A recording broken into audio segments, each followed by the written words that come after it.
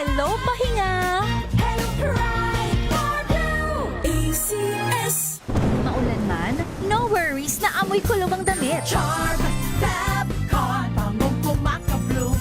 Tanggal amoy kulog sa bango ng charm! Kaya gamit ko, Charm Fabcon with Bloom Fresh technology. Kills 99.9% of kulob-causing bacteria. May aroma burst pa of thousands of flowers and berries. Ang sampay sa loob, no amoy kulob. Pangong kumakabloom sa charm! Charm Fabcon. ACS! Hello, Washi! Laundry day na naman! Yay! Anong meron? Mancha ng chocolate, Oh. putik, may libag pa!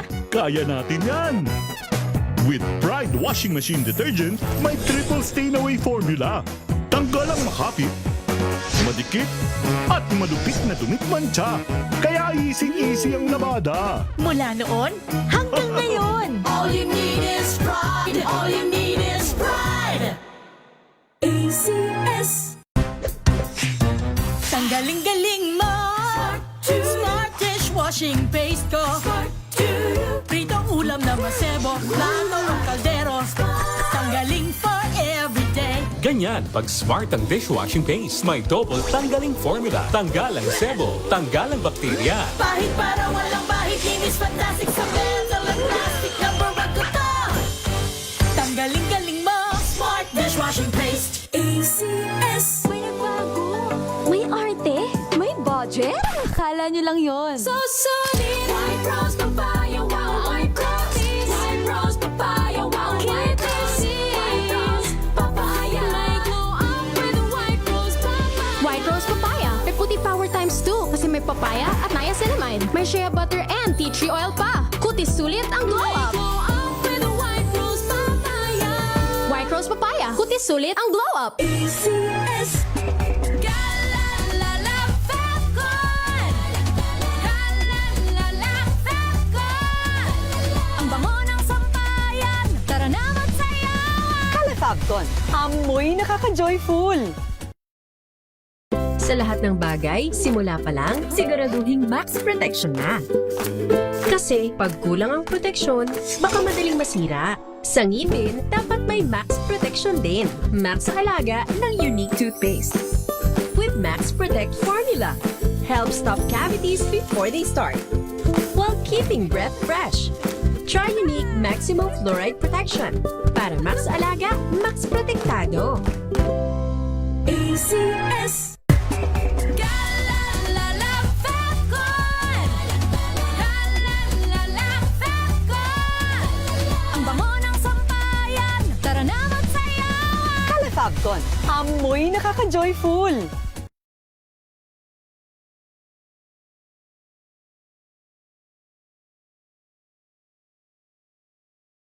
I am Rexeline Ann Cabaltero Reyes. I am a practicing health professional here in Ontario, Canada. Let's go to MX3. Paano siya nakatulong? When I tried MX3, aba! My body loves MX3. Magiging mommy ka na after ng shift mo. So I really need that push and help from MX3 capsule, which makes me a better me. MX3, dito ako bilib. Mahalagang paalala, ang MX3 capsule ay hindi gamot at hindi dapat gamiting panggamot sa anumang uri ng sakit. Galalala Fabcon! Galalala Fabcon! Ang bango ng sampayan! Tara na magsayawan! Calefabcon, amoy nakaka-joyful. Tips para maiwasan ang pagkakaroon ng kuto at lisa. Alamin. This portion is brought to you by ACS Manufacturing Corporation, ISO certified, maker of world-class quality Pride detergent. Ayon sa medico.ph, iwasang manghiram ng mga gamit ng ibang tao gaya ng suklay, ipit at sombrero. Mainam na regular na i-check ang iyong anit at buhok upang makasigurong hindi ka nahawa ng lisa o kuto.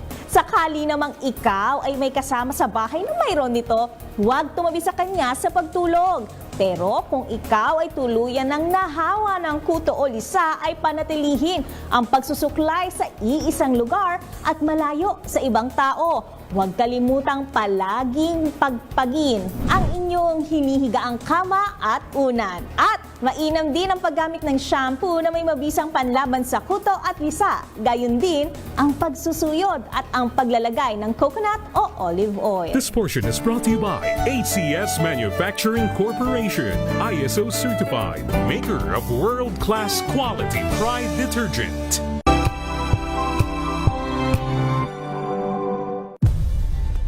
Nagsimula sa pangarap hanggang sa maabot ang tagumpay. Iba't ibang kwento, iba't ibang mukha ng atletang Pilipino. Mas pinatindi, mas pinalakas, at mas pinaaksyon sa Match Point tuwing Sabado, 12:30 ng tanghali sa DZRH TV.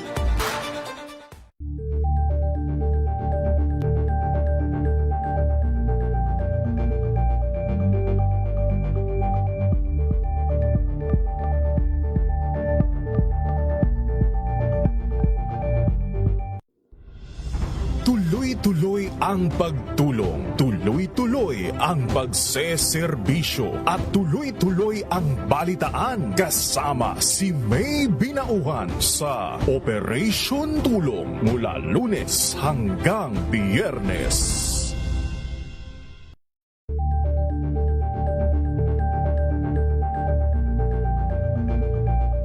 If I get impeached, then that is my end. Tumutok sa pinaka-importanteng paglilitis ng impeachment court ngayong taon. The Impeachment Trial of Vice President Sara Duterte at DZRH Special Coverage.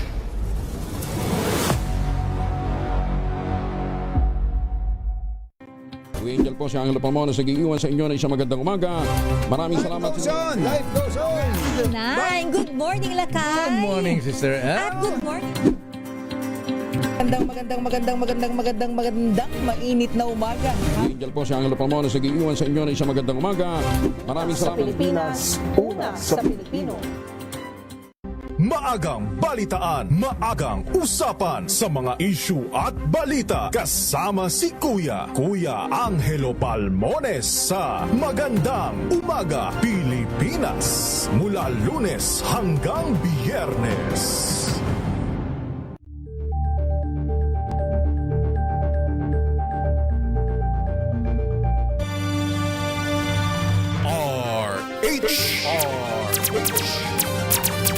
Pilipinas ang oras, alas 4:10 ng hapon. Uy! Nakapag-break ka na ba?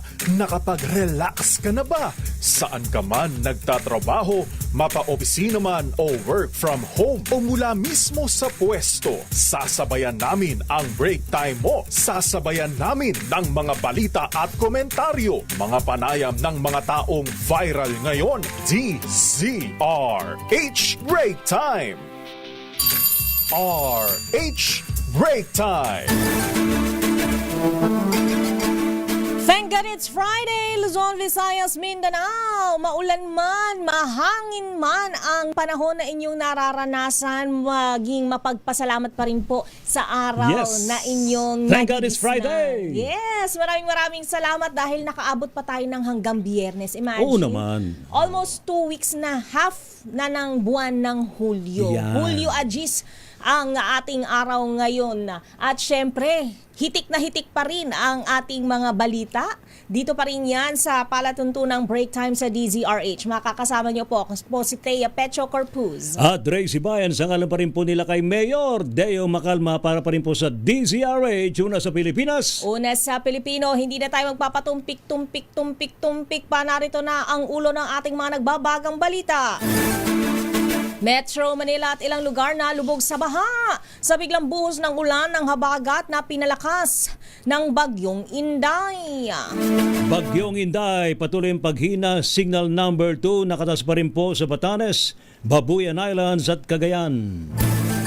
Higit 6,000 eskwelahan nagsuspindi ng klase dahil sa epekto ng bagyo at habagat. 10 katao natabunan ng landslide sa Sarangani, 9 patay, 1 ang kritikal. Matotsyada ni Davao Mayor Baste Duterte na namumulitika ang administrasyon sinopla ng Malacanang. Hirit naman ni Senador Jingo Estrada na dumalo sa impeachment trial laban kay VP Sara, ibinasura ng Sandigan Bayan. Pagbisita kay Senator Rodante Marcoleta sa PNP Hospital sa Camp Crame, mas hihigpitan na. Bad news! May taas singil sa kuryente ang Meralco ngayong Hulyo. SUV na may logo ng Kamara de Representantes naka-hit and run. Driver, arestado. Kaninong driver yan? Mamaya malalaman natin. Malalaman natin. 2016 South China Sea Arbitral Award sa Pilipinas at pagsupalpal sa 9-dash line ng China ginunita ngayong araw. Yan po ang ating mga headlines. Narito na ang detalye ng ating mga balita. RH Break Time!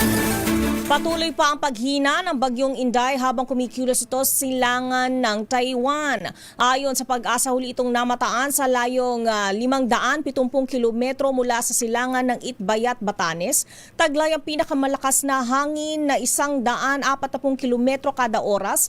Malapit sa gitna at bugso ng hangin na aabot sa 170 kilometro kada oras.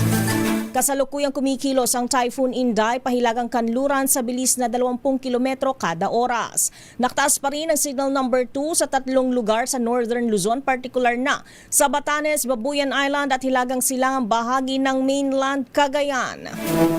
Samantala, signal number 1 naman sa nalalabing bahagi ng Babuyan Island, Cagayan, Isabela, Apayao, hilaga ng Abra, Kalinga, silangan ng Mountain Province, silangan ng Ifugao at Ilocos Norte. Sa forecast ng Pag-asa, posibleng lumapit sa extreme northern Luzon ng Typhoon Inday mamayang gabi bago ito mag-landfall sa Taiwan at lalabas naman ito ng Philippine Area of Responsibility bukas ng umaga o hapon. Kaya iba yung pag-iingat sa ating mga Ingat kababayan. po tayo. Kanina may mga nakita na ako mga puddles of water, ginawang Yes. swimming pool.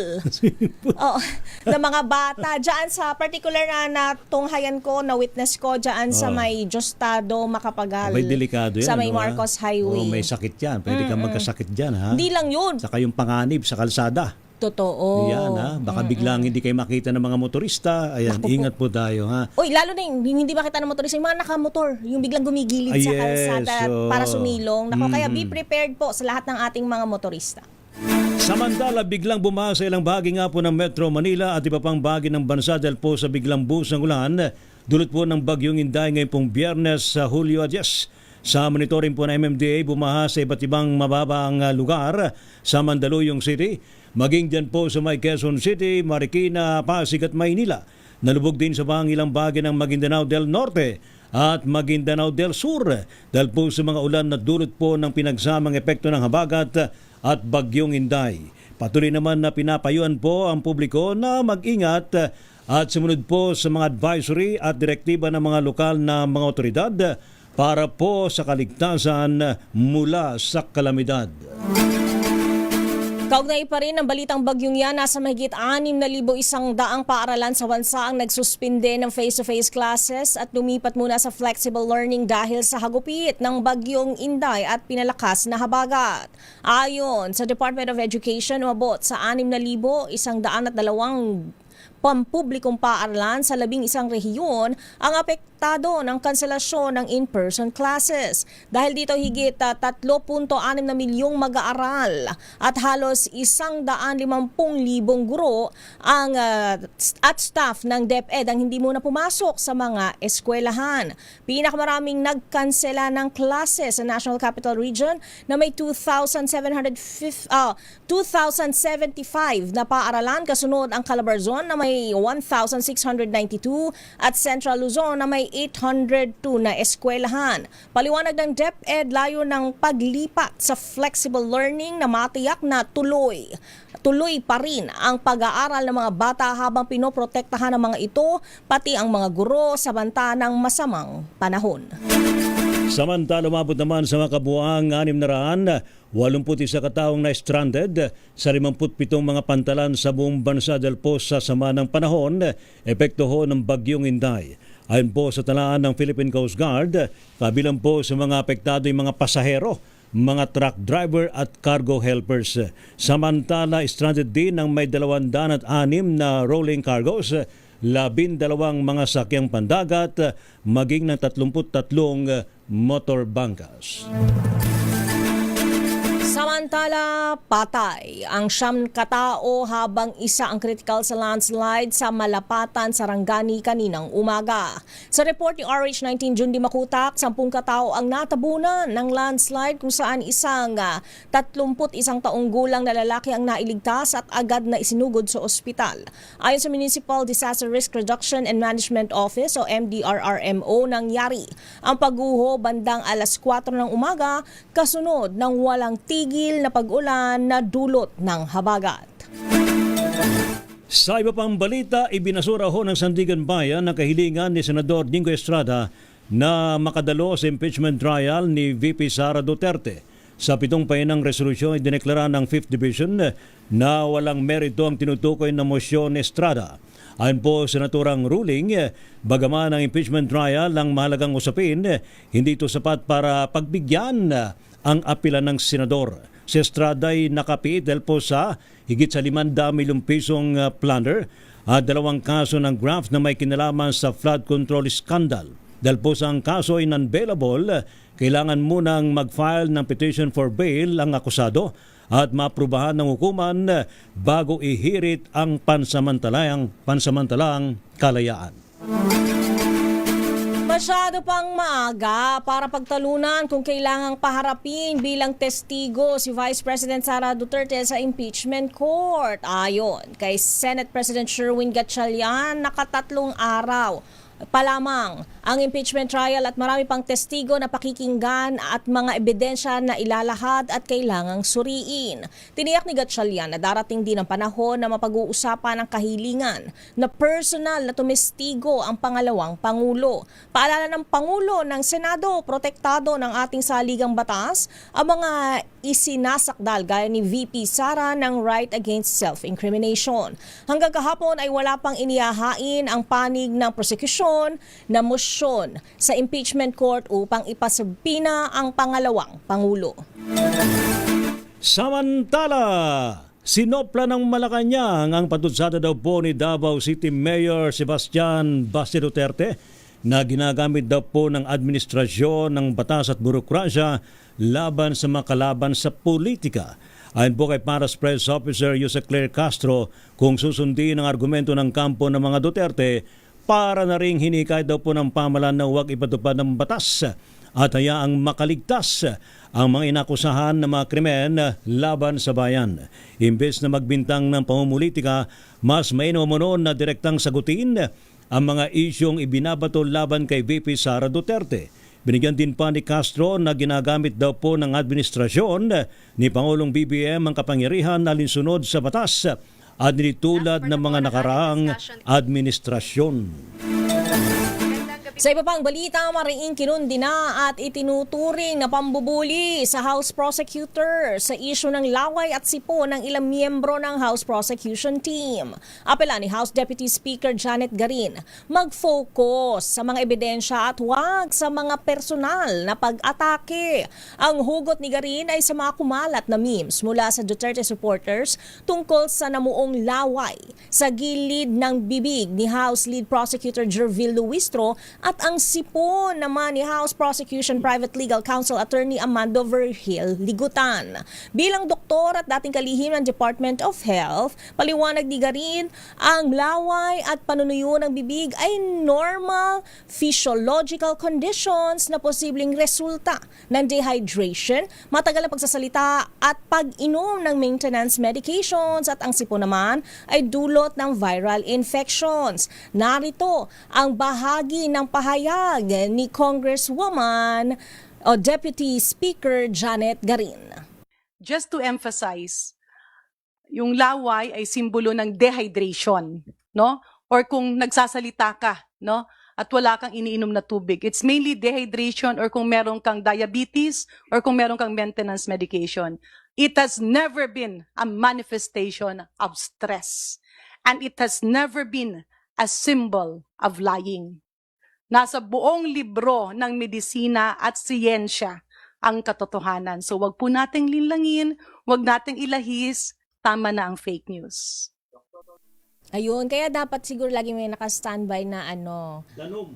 water. Danom. Diba? O kaya, O mga hydro. yung mga energy drink dyan, na pwede pang hydrate. Oo, sasabihin ko sana. May sasabihin sana akong brand, pero Huwag na lang, hindi ako pala rin sana eh. Huwag na lang. Sorry, pero water is the key. Siguro mas malalearn pa Yung ng... paborito ni Miss Taya, yung kulay asul. May favorite si Elise dyan eh. Ah, Pero talaga? yung binibigay ko sa kanya lately. Pag Ay, yung nandun siya, malinaw. lips niya. Clear. No. Tawag dito, siguro mas malalearn na ng Senate yung paano i-entertain yung kanilang mga guests and visitors dyan sa Senado. Diba? Para when to water break, when to, diba, toilet break. Kasama naman yan, diba? Siguro naman, no? Oo. Diba pag nag-entertain tayo ng bisita natin, ay, gusto nyo po ng tubig. Yes. Diba? Coffee, tea, Yan. or kape. water. Ganon. Yan. Diba? Kape-kape. Huwag kang kalimutan kasi mag-break time dyan kapag Oo kami nga hearing. naman, oo. Or only but human. Masyado namang tutok na tutok, ha? Yes. Oo. Samantala naman, hindi dapat limitahan ng oras at pagtatanong daw po ng Senator Judges sa impeachment trial. Ito naman naging pahayag ni dating presidential spokesperson ni dating Pangulong Rodrigo Duterte na si Attorney Salvador Panelo sa panempo ng DZRH kaugnay ng paglimitang ito ni Presiding Officer Chis Escudero.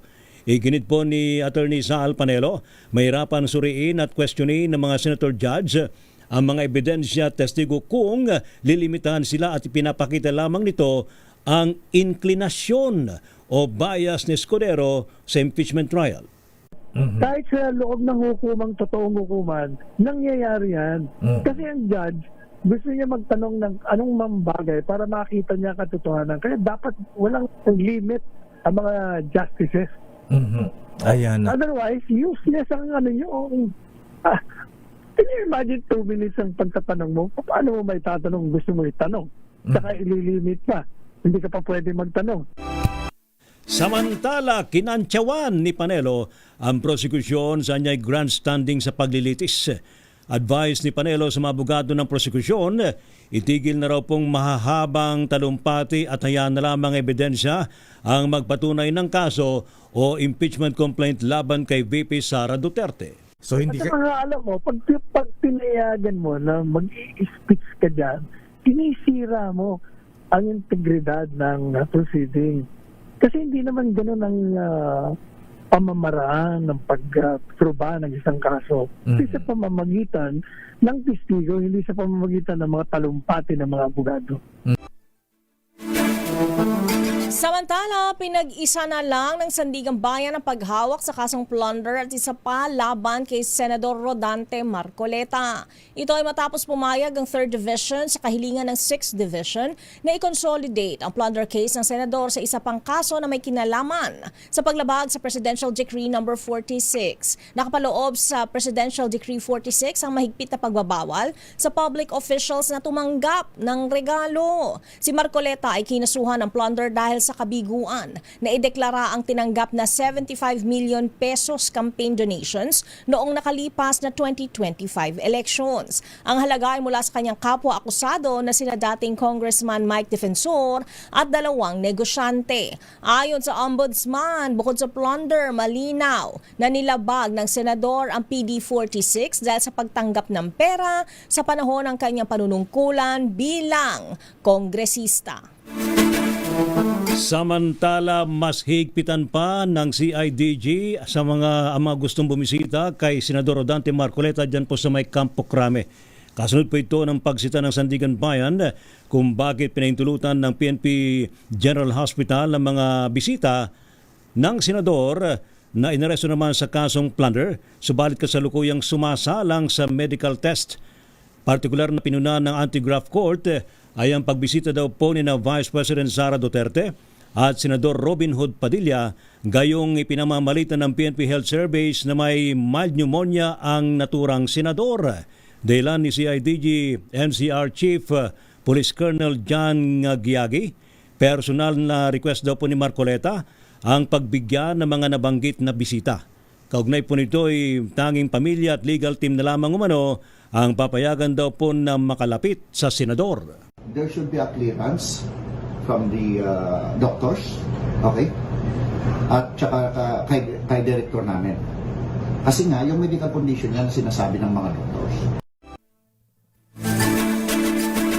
Samantala, humingi ng paumanhin ang pamunuan ng PNP General Hospital sa Sandigan Bayan kaugnay ng pagpapahintulot kina Vice President Sara Duterte at Senator Padilla na bisitahin si Senator Rodante Marcoleta. Kinuwestiyon ng Sandigan Bayan ang pagbisita nila VP Sara at Robin Padilla kay Marcoleta sa kabila ng rekomendasyon ng mga doktor na ilagay ang senador sa isolation dahil sa mild pneumonia. Inamin at humingi ng paumanhin si PNP General Hospital Health Service Director Police Brigadier General Portia Manalad na nagkaroon ng lapses sa kanilang bahagi dahil bumisita ng hindi nagsusuot ng face mask sina VP at Padilla kay Marcoleta. Narito ang bahagi ng pahayag ni Manalad.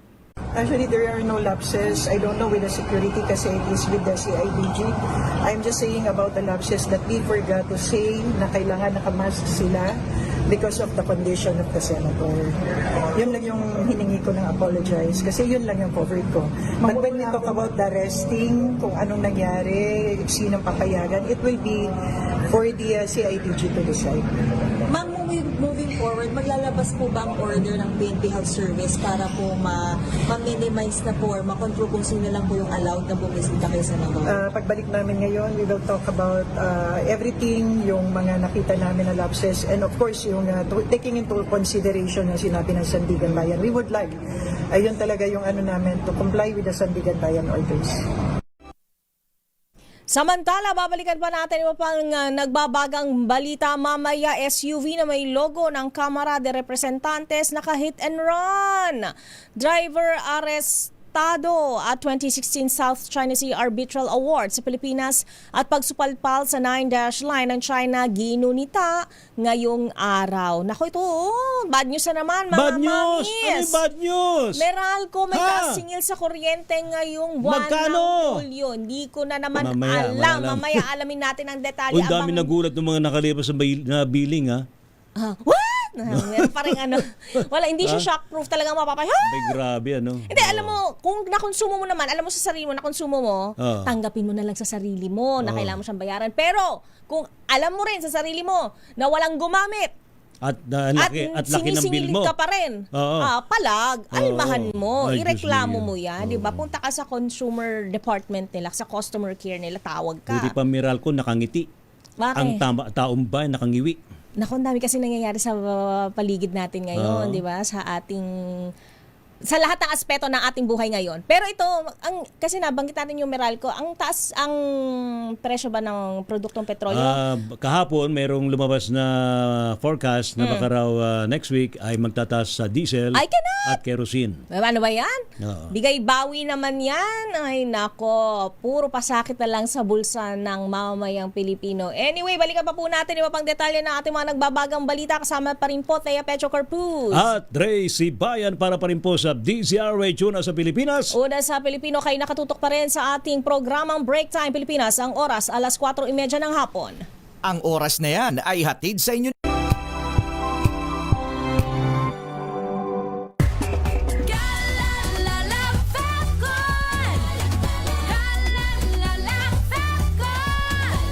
Ang bango ng sampayan, tara na magsayawan. Kalafabcon, amoy nakaka-joyful.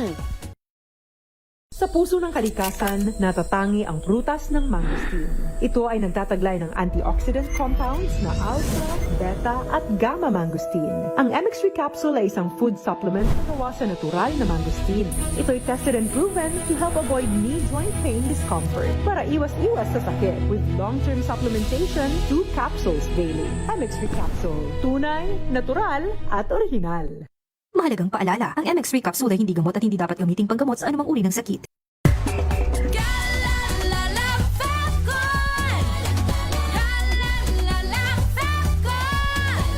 Ang bango ng sampayan, tara na magsayawan. Kalafabcon, amoy nakaka-joyful.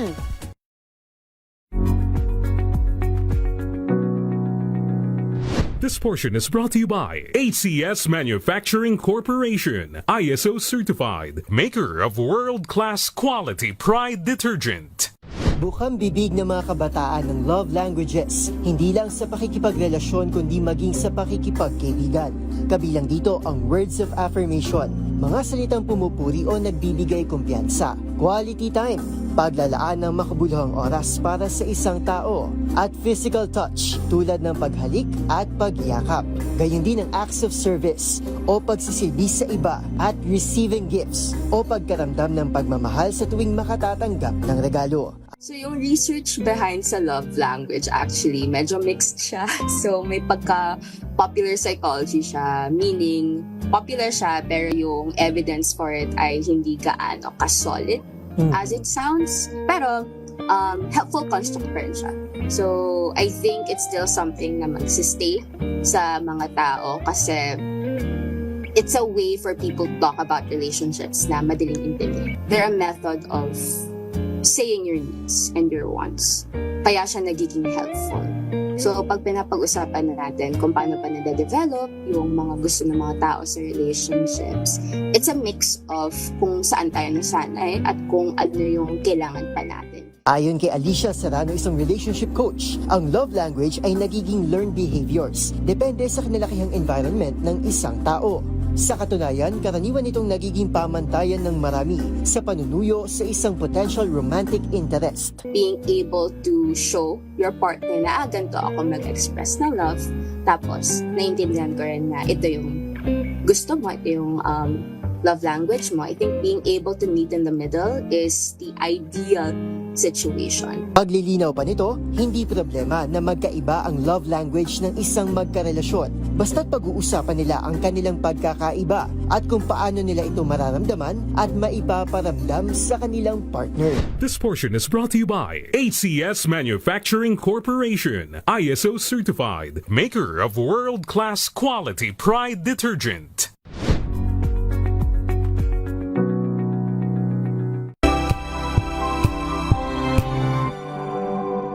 Hello, Washi! Laundry day na naman! Yay! Anong meron? Mancha ng chocolate, putik, may libag pa! Kaya natin yan! With Pride Washing Machine Detergent, may triple stain-away formula.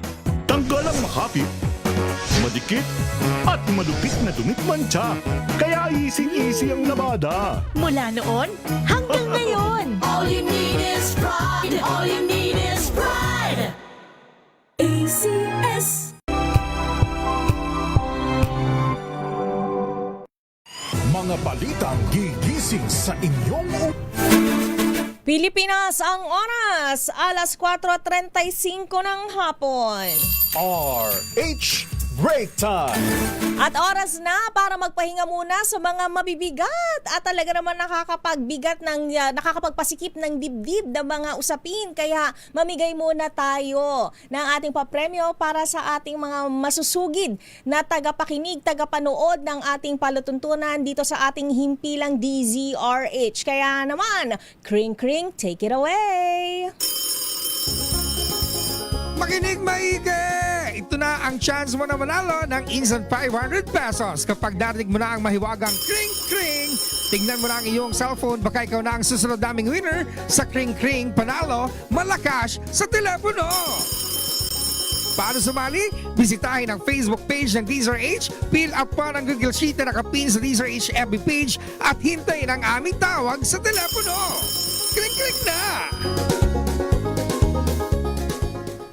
Hindi lang isa, kundi dalawa ang ating winners ngayong araw na ito dahil bumubuhos na po ang ulan. Dapat bumuhos din ang biyaya mula sa kalangitan. Kaya nga naman, magandang hapon sa iyo, Kuya Leo Villanueva ng Bulusan, Sorsogon. Kamusta sa iyong kinalalagyan ngayon? Okay naman po. Wala bang pag-ulan dyan na nararanasan? Wala bang... Mainit. Mainit. Wow. Oo, so maganda ang magsampay ngayon dyan. Hindi na ako magpapatumpik-tumpik pa, Kuya Leo, para nga naman mai-transfer na ni Wina Pearl ang iyong premyo. Sagutin mo na lang ang aking katanungan. Ano ang kauna-unahang himpilan ng radyo sa Pilipinas? Ang number 1, hindi lang sa Metro and Mega Manila, kundi dyan din mismo sa Bulusan, Sorsogon. DZRH po. Maraming salamat, Kuya Leo Villanueva. Ganun-ganun lang yun. Kaya antayin mo na ang instructions mula kay Wina Pearl kung paano mo matatanggap ang iyong 500 piso. Maraming salamat, Kuya Leo. At nasa kabilang linya naman, dumako na tayo sa from Sorsogon, Kabikulan. Dumako na tayo dito sa Region 4 ng General Trias, Cavite. Magandang hapon sa iyo, Michelle Salazar. Bakit mo ako binabaan? Hala! Binabaan ka ba? Alay, nandyan. Michelle? Michelle! Are you there? Hello, Michelle. In 5, Oh. 4. Hindi, ito si Wina. 1. Hindi, kalmahan mo lang. Kasi Sige, syempre, sige. hindi maganda ang signal siguro ngayon sa atin. Kasi nga malakas ang hangin. Ulan-ulan, dahil sa bagyong Inday. Iba ang hagupit ng buhos ng ulan sa kanilang lugar. Sa Kanihabagat. Kaya kailangan muna natin kumustahin ang kanilang kalagayan sa kanilang kinaroroonan para nga naman malaman natin ang kanilang sitwasyon. Dahil tayo naman ay very generous people, di ba? Narito tayo para nga naman magbihandog ng biyaya para sa mga masugid nating taga-suporta. Diba?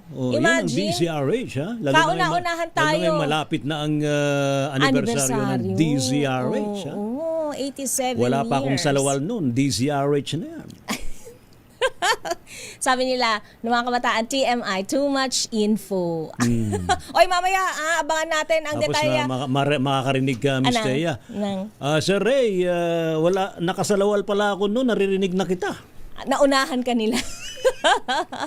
Standby sa ating mga reports. Ito, Malacanang, sinopla ang panawagan ni VP Sara na itigil muna ang pamumulitika at tutukan ang kaayusan. Uy, dapat naman talaga lahat maayos, di ba? Kung magkakaayos-ayos ang ating mga tagapamuno, magiging maayos din ang ating lipunan. Yan. Pagpunta muli, ayan, ni VP Sara Duterte sa Senado, pinaghahandaan araw-araw. Ready naman daw sila, prepared. Pwede everyday naman, prepared. Standby lang tayo dyan na RH28 at ilang minutong break. Ito yung pinag-uusapan natin kanina. Ano yun? Ilang minutong break sa mahabang impeachment trial, dapat ipatupad. Oo, kasi parang napaka-inconvenient naman, di ba, na 4 na oras kang nakasalang, nakatenga. So, paano ang 15 call of minutes, nature? 22 minutes, ha? Oo, gaano ba kalayo yung ang mga palikuran? Yan, 'di ba? Sa hall, At sa bulwagan, pahinga, comfort room, 'di ba? Yung kanilang lounge. Oo, lounge para medyo makahinga-hinga, Makapagkape makapagkape, muna. makapag-break time. Yan, makapagtsaa. Oo. Ito na. Eto na. Tapos na, nagmerienda si Ma'am Michelle. Magandang hapon sa iyo, Michelle Salazar ng General Trias, Cavite. Hello po. Ano nangyari sa iyo? Bakit? Kamusta dyan? Ano ang kalagayan mo dyan sa General Trias, Cavite? Maulan ho ba dyan? Maulan po. Maulan. Ayun, sabi ko na nga, ba't kaya kulot-kulot yung kanyang signal. Oo, nagkakaproblema talaga ang ating signal kapag ganyang maulan ang panahon, tapos sasabihin pa ng mahangin. Di ba? Nakapaligiran. Actually, dito po sa bahay kasi wala po signal ng bahay namin. Naghanap ng signal. Ito na lang. Baka naman nakasabi na sa antena. Ayoko na nahihirapan. Si Michelle Salazar ng General Trias, Cavite, matanong na kita. Michelle Salazar, dahil ikaw naman ay masugid na tagapakinig, tagapanood, taga-suporta ng aming himpilan. Ang tanong, anong himpilan ng radyo ang kauna-unahan at number 1 kahit na maulan ang panahon at nagbibigay ng pinakahuling update tungkol nga sa mga bagyo, sa mga pangyayari sa ating lipunan? Anong himpilan ng radyo ito? Michelle? At tuluyan na pong nawala. Tinangay na ng hangin. Ibigay mo na lang ang masamang panaginip. Miss Wina. Hindi, nandyan yan si Michelle. Ma'am Michelle. Huwag tayong bibitiw. Yuhu! Labanan natin ito.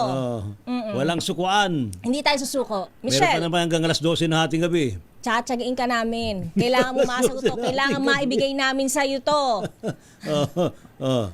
Nawala na. Awanan. Babalikan natin sige. yan mamaya si Michelle. Oo. Ilan po muna muling paalala, Pilipinas, kayo nakatutok pa rin sa palatuntunang break time ang oras, alas 4:41 ng hapon.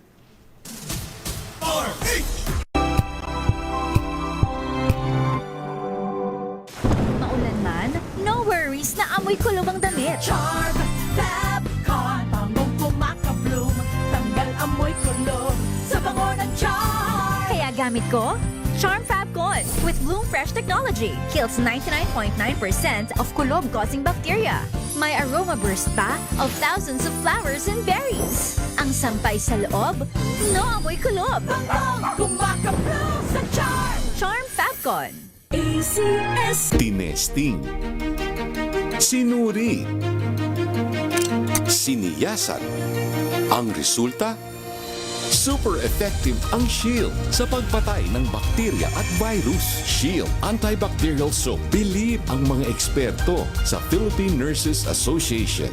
At si Mami. Tiwala ako sa Shield. Shield Antibacterial Soap. Napatunayang mabisa. Ang mga nurse, tiwala. ACS. Galalala Fabcon. Galalala Fabcon. Ang bango ng sampayan, tara na magsayawan! Calafabcon. Amoy nakaka-joyful.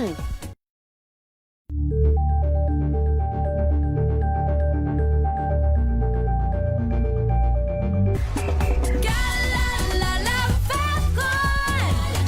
Galalala Fabcon. Ang bango ng sampayan, tara na magsayawan! Calafabcon. Amoy nakaka-joyful.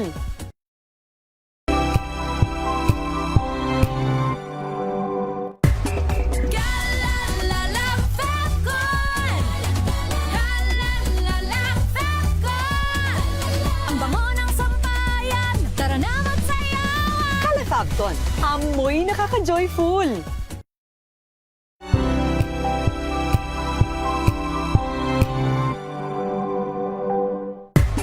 Galalala Fabcon. Galalala Fabcon. Ang bango ng sampayan, tara na magsayawan! Calafabcon. Amoy nakaka-joyful.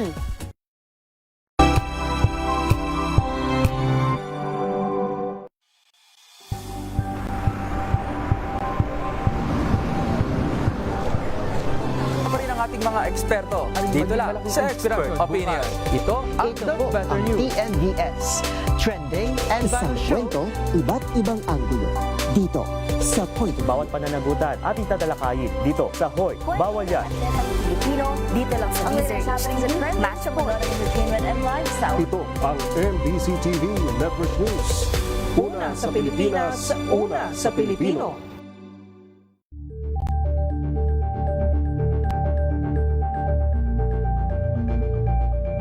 Tumunog na ang gantingan para sa kalikasan. Ang itinanghal bilang Best AM Radio Program Host ay si Cesar Chavez para sa special on Saturday ng DZRH.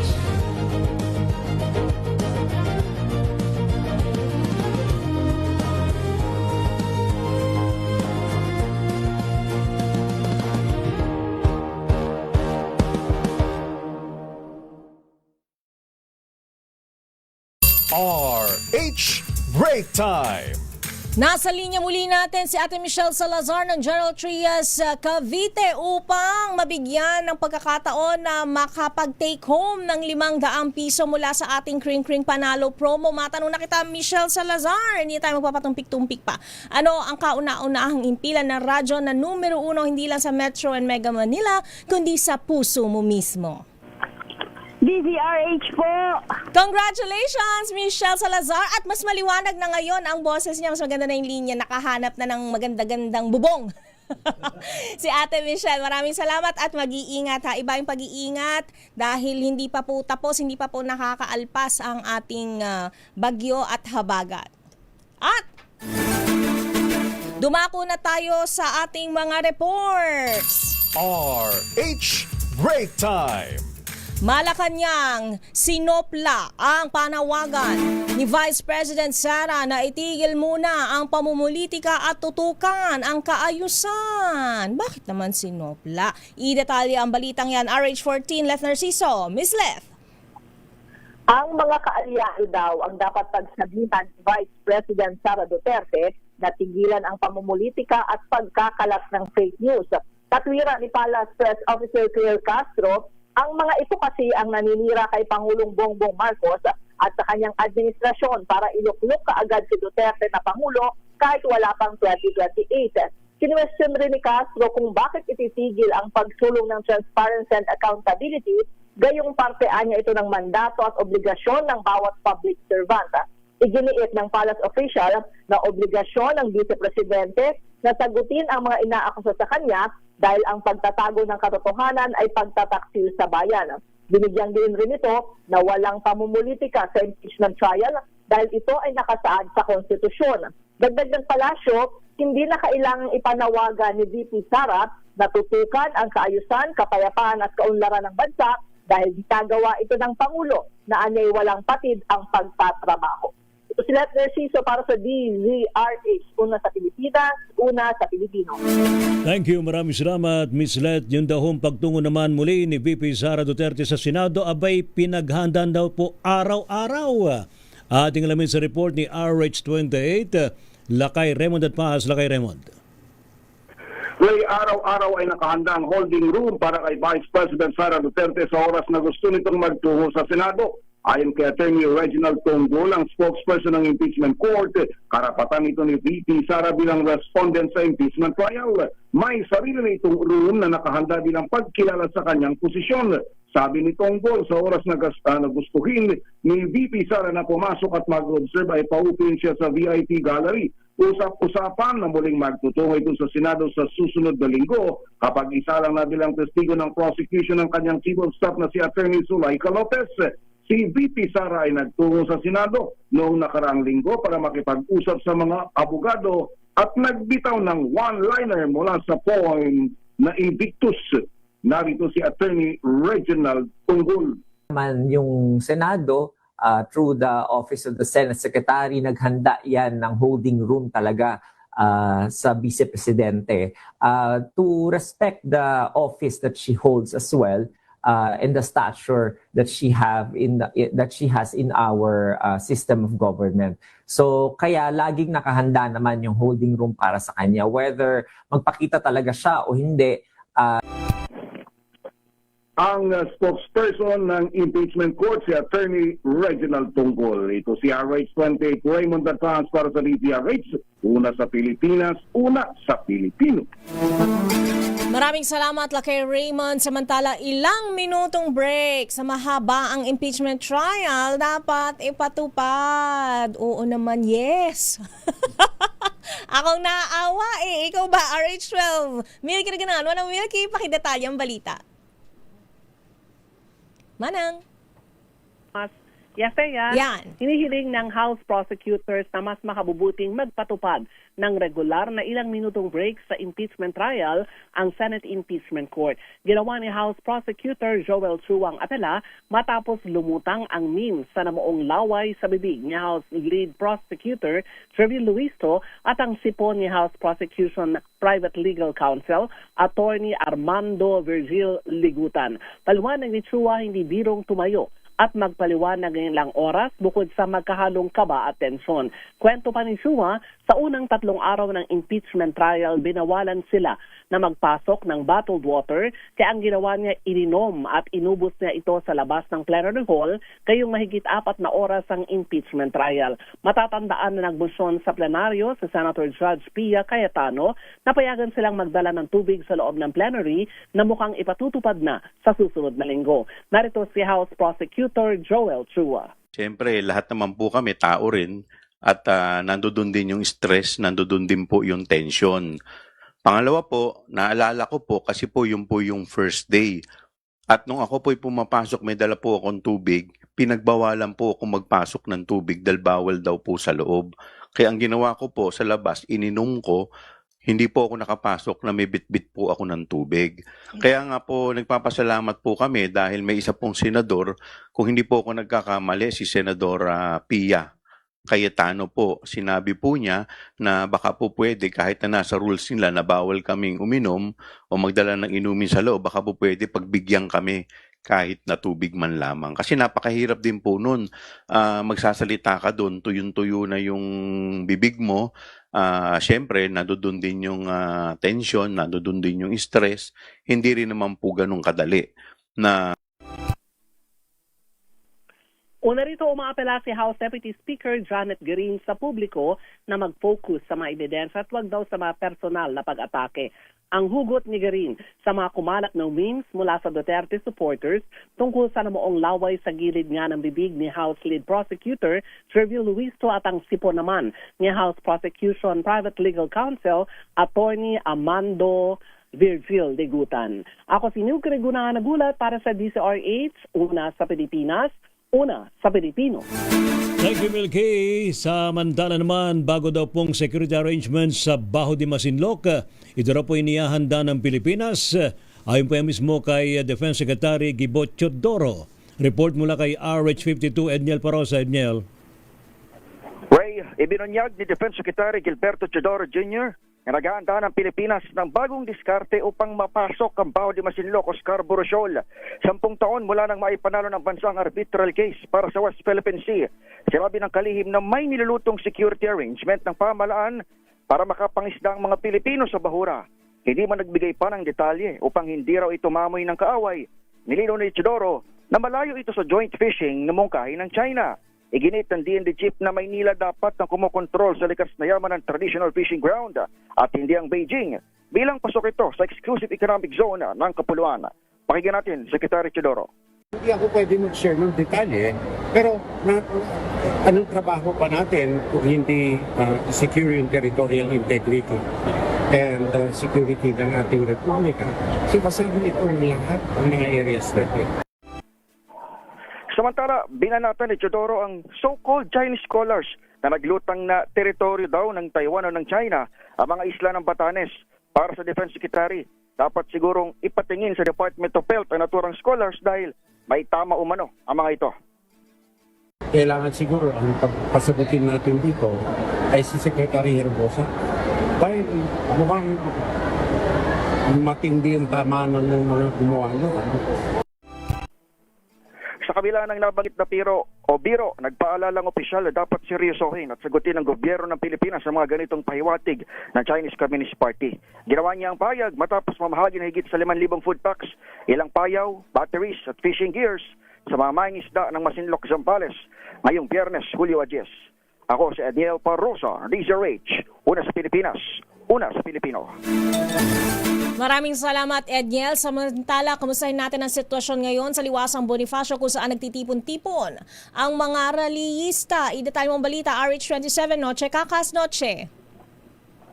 Miss Thea at Lakay Rhea, tuloy-tuloy ang programa dito sa Liwasang Bonifacio, lungsod ng Maynila.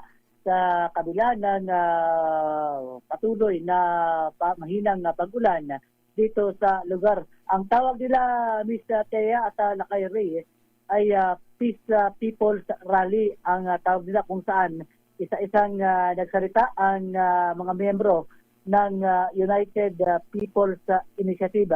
Meron rin mga members ng Iglesia ni Cristo. Sa ngayon ay patuloy ang pagdating ng mga tao dito sa lugar. Ngunit ang tansya ng Manila Police District as of 4:30 p.m. nasa 800 sa ang crowd estimate dito sa Liwasang Bonifacio. Pero sa nakikita natin na Lakay Rhea at Mistea, tuloy-tuloy ang pagdating ng mga tao habang matraffic na rin yung galing ng Santa Cruz papuntang Manila City Hall. Ganun din yung galing ng Manila City Hall papuntang Jones Bridge. Aris 27, Luchikakas DCRH, una sa Pilipinas, una sa Pilipino. Maraming Maraming salamat sa iyo, Noche Kaka. Samantala, ikinabahala ni Batanes Representative si Riaco Gato Jr. ang pag-angkin ng China sa Batanes sa isang academic symposium. Ayon kay Gato, ang anumang pag-angkin sa ating teritoryo ay hindi lamang labag sa ating soberenya kundi matatawag na geopolitical provocation at malaking insulto sa mga Filipino. Sa naturang academic symposium, iginito mano ng China na ang Batanes ay natural o natural geographical extension ng Taiwan, ang soberenya ay sakop ng China. Sabi ni Gato, ang Batanes ay atin, bahagi ng ating kasaysayan, pinagtibay ng ating saligang batas at kumakatawan sa identity ng mga Pilipino sa pamamagitan ng mga Ivatan. Samantala naman, ginunita po ng Department of Foreign Affairs ang ikasampung anibersaryo ng 2016 South China Sea Arbitral Award ngayon pong araw na ito sa Pasay. Sa payag po ni DFA Secretary Maria Teresa Lazaro, inalintulad nila ang ruling bilang isang lighthouse na sumisimbolo sa pagiging matibay at nakatindig sa kabila ng malakas na alon. Muli ginit ng kalihim na dahil sa Arbitral Award na pinal na at legally binding ay walang basihan ng tinaguriang 9-dash line at lahat ng mga bansay pantay-pantay sa ilalim po ng UNCLOS.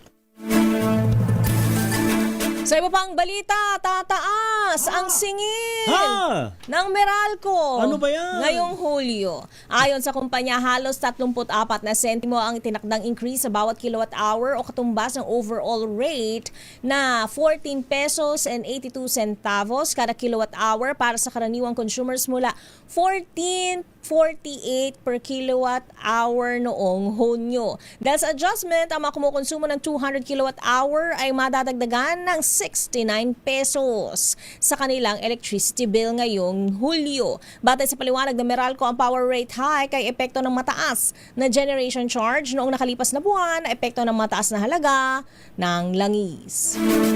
Patay ang isang babaeng angkas naman ng isang motorsiklo habang dinala naman sa pagamutan ang kasama niyang rider matapos na sila'y ma-hit and run ng isang SUV dyan po sa May Ortigas Avenue sa Mandaluyong City.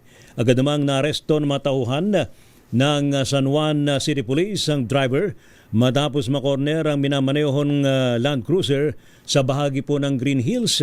Nakunan pa ng DZRH News ang sakyang may takip na dyaryo ang plaka habang may tapal na logo naman ng Kamara de Representantes ang conduction sticker nito. Subalit ng bulat Latin ng PNP Forensic Group na booking na ang special plate na may numerong SSS 11 ay ayun, nakadikit. SSS 11. Kasi tinakpan yun eh. Sinong may-ari? Sinong di registered natin owner? malalaman. Dapat LTO mapagsabi niya kung sino yan. Dapat i-disclose yan kasi kapag ka-ordinaryong mamaya na naka-hit and run, binabanggit ang pangalan.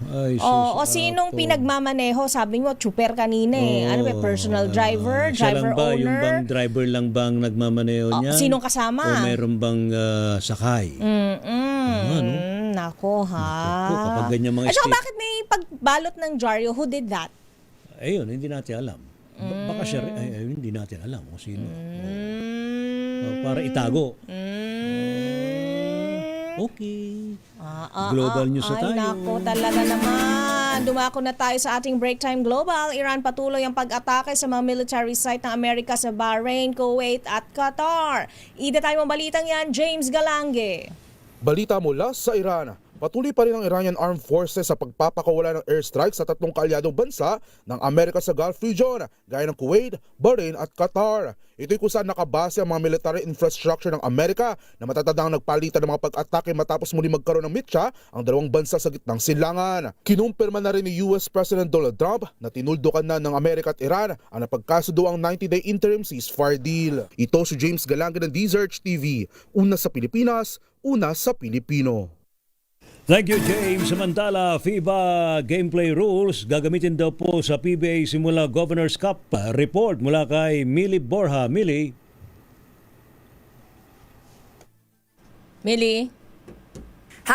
#GathWin. Ipinakita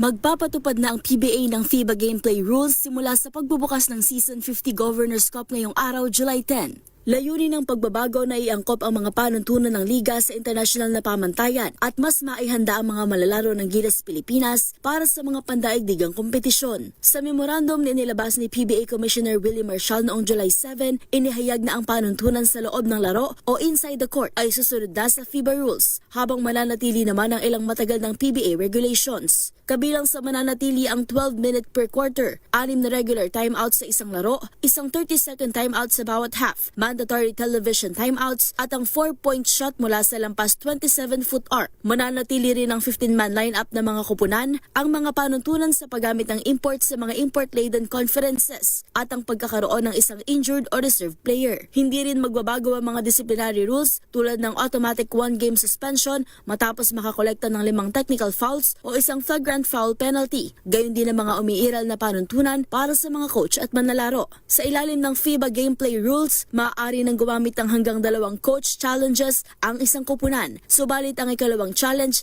ay papayagan lamang kung magiging matagumpay ang una. Sa overtime, 2 team fouls ang papayagan bago pumasok sa penalty sa ikatlong foul. Ang mga bench technical fouls ay direktang ipapataw sa responsabling manlalaro o assistant coach sa halip na sa head coach. Mananatili rin ang panuntunan ng PBA ukol sa bench decorum, uniforme, game protests, game cancellations at ang kinakailangang hindi bababa sa 8 eligible players ang nakabihis bago magsimula ang isang laro. Binigyan din ng memorandum na ang mga panuntunan naman sa labas ng aktwal na laro ay mananatiling nasa ilalim ng umiiral na PBA rules. Kinilala rin ni Marshall na mga ngailangan ng panahon ng mga kupunan, coach, manlalaro, opisyal at iba pang stakeholders upang makapag-adjust sa pagbabago. Ayon sa kanya, mahalaga ang hakbang na ito upang mas mapatatag ang programa ng Gilas Pilipinas at mas maihanda ang mga lokal na manlalaro sa mga international tournament. Ito si Millie Borja ng DZRH TV, una sa Pilipinas, una sa Pilipino. Dumako naman tayo sa ating break time showbiz. Wax figure ni Catherine Bernardo ipinakita na sa publiko. Idetalye mong balitang yan, Angelica Cosme. #CathWin. Ipinakita na sa publiko ang Madam Tussauds wax figure ni Asia superstar Catherine Bernardo. Sa unveiling ceremony, present ang pamilya ni Kath, gayon din ang aktres na si Maha Salvador. Ang naturang wax figure nagmula sa kanyang elegant look noong tinanggap ang Outstanding Asian Star Award sa Seoul International Drama Awards noong 2023. Pag-amin nga ng aktres, tila hindi ito makapaniwala nang unang nalamang napili siyang gawa ng wax figure. Full circle moment nga rin na ito kay Kath na minsan na rin nakabisita sa tanyag na museo abroad. Si Kath na ang ika-6 at youngest Pinoy personality na bahagi ng naturang World of Fame's Wax Museum. Una na rito ay si boxing champ Manny Pacquiao, mga dating Miss Universe si Pia Wurtzbach and Catriona Gray, Broadway diva Lea Salonga at multimedia superstar Ann Curtis. Masisilayan ang wax figure ni Catherine Bernardo sa Madam Tussauds, Hong Kong. Morning Showbiz Angel ng DZRH TV, una sa Pilipinas, una sa Pilipino. Yun, salamat po. Yan na po ang kabuuan ng ating palatuntunang break time ngayong araw ng Biyernes. Thank God it's Friday, Julio Aji, sa taong 2026. Half the year na, second half na tayo. Talaga before you know it, kakantahan na tayo ni Jose Marichan.